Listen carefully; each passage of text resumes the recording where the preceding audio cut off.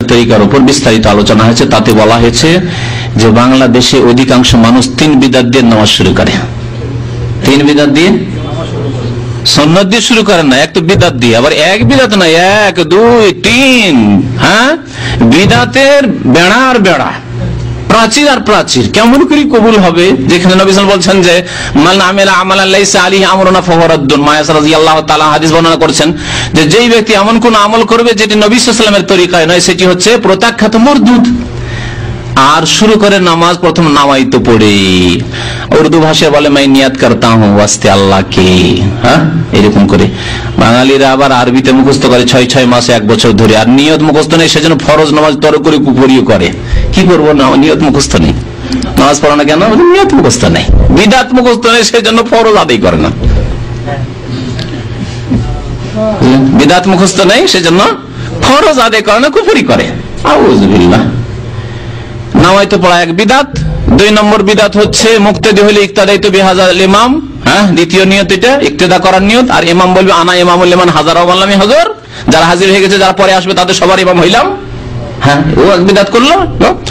আর 3 নম্বর বিদআত হচ্ছে যায় নামাজের দোয়া মুসাল্লার দাইনি ওয়াজাত ওয়াজাইল্লাযী ফাতারাস সামা, তারপরে সুন্নাত। তাহলে 3 বিদআতের পরে সুন্নাত।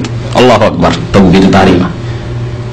এইরকম নামাজ নেই। নবী সাল্লাল্লাহু আলাইহি ওয়াসাল্লামের নামাজ শুরু হইতো তাকবীরে তাহরিম, আল্লাহু আকবার দিয়ে নামাজ শুরু হইতো, অন্তরে নিয়ত হইতো, নিয়ত করতেন, নিয়ত পড়তেন না।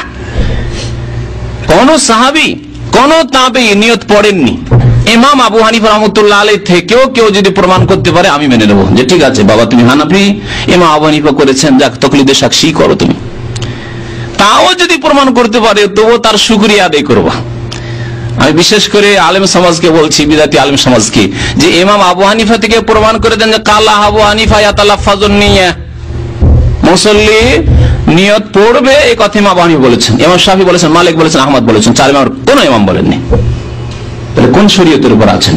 কোন নামাজ পড়ছেন? না নবী সাল্লাল্লাহু আলাইহি ওয়াসাল্লাম নামাজ হইল, না হানাফি নামাজ হইল, না শাফি নামাজ হইল, না মালিকি নামাজ হইল, না হাম্বলি নামাজ হইল, ডুপ্লিকেট হানাফি নামাজ হইল। জালিয়াতি, মাযহাবের নামে জালিয়াতি, খবরদার এরকম কাজ করবেন না। তারপরে ইন্নী ওয়াজহাতু ওয়াজহিয়া সম্পর্কে বলেছি, হাদিস পড়ে, 2টি হাদিস মুসলিম শরীফে রয়েছে। নবী সাল্লাল্লাহু আলাইহি ওয়াসাল্লাম ইন্নী ওয়াজহাতু পড়তেন কখনো কখনো কোনখানে? তাকবীরে তাহরিমা দিলেন, তারপরে হাত বাঁধলেন, তারপরে ইন্নী ওয়াজহাতু ওয়াজহিয়া লিল্লাযী ফাতারাস সামাওয়াতি ওয়াল আরযা কখনো পড়তেন, কখনো আল্লাহু বাইত বাইনি ওয়া বাইনা খাতায়া কামা বা'তা বাইনাল মাশরিক ওয়াল মাগরিব, এটা পড়তেন, সহিহ বুখারীতে রয়েছে। কখনো পড়তেন সুবহানাকা আল্লাহুম্মা ওয়া বিহামদিকা ওয়া তাবারাকা ইসমুকা ওয়া তাআলা জাদ্দুকা ওয়া লা ইলাহা গায়রুকা। এটি শুধু মুখস্থ আছে, আর ওগুলো মুখস্থ নেই। আর যদি ওয়াজহাত মুখস্থ আছে কিন্তু বিদআতি তরিকায় মুখস্থ, মানে বিদআতি জায়গায় পড়বো, মুশকিল এখানে। তারপরে নবী সাল্লাল্লাহু আলাইহি ওয়াসাল্লাম এই সানাগুলি, বিভিন্ন সানাগুলি পড়ে বা বিভিন্ন ইস্তেফতার দোয়াগুলি পড়ে, তারপরে সূরা ফাতিহা, আউযু বিল্লাহি মিনাশ শাইতানির বিসমিল্লাহির রহমানির রহিম, তারপর সূরা ফাতিহা পড়তেন। এটি হচ্ছে সুন্নতি তরিকা নামাজে। তাকবীর দিয়ে শুরু হবে আর সালামে শেষ হবে। মিফতাহুস সালাতিত তাহুর ওয়া তাহরিমুহা তাকবীর ওয়া তাহলিলুহা তাসলিম। নামাজের চাবি হচ্ছে তাহারাত, পবিত্রতা, ওযু, গোসল যদি গোসল ফরজ থাকে। আর তাহরিমা হচ্ছে মানে শুরু করছেন আপনি কি দিয়ে?